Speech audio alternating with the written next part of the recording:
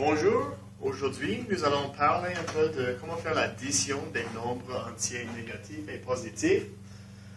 Pour faire ça, je vais expliquer d'une manière un peu différente. Je vais l'expliquer comme si c'était une bataille entre des soldats d'une armée positive et des soldats d'une armée négative. Alors, dans une bataille, des soldats, ils meurent. Alors, ici, si par exemple, il y a 5 soldats dans l'armée positive, 4 soldats dans l'armée négative, puis il y a la bataille, ces deux se tuent. Ces deux se tuent.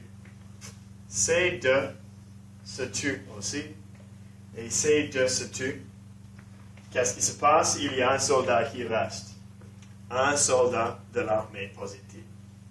Bon. Si on explique ça avec une addition, plus 5 représente les 5 soldats de l'armée positive, les 4 représentent les soldats de l'armée négative.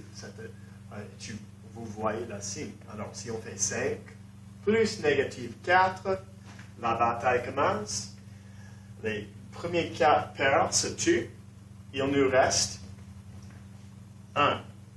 Et c'est positif parce qu'il fait partie de l'armée positive. Bon. Par cela, c'est pas trop compliqué.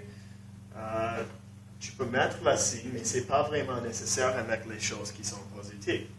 Ici, si vous avez par exemple 2 armées qui sont négatives ou bien 2 nombres négatifs. Ici, on avait un nombre positif et un nombre négatif, mais si on a 2 nombres négatifs, c'est simplement négatif 5 plus négatif 4 égale négatif 9, et c'est représenté ici avec des soldats, mais ils appartiennent à la même armée. Ici, 5 plus 4, ce sont des nombres positifs, alors on a 9 armées, 5 plus 4 égale 9.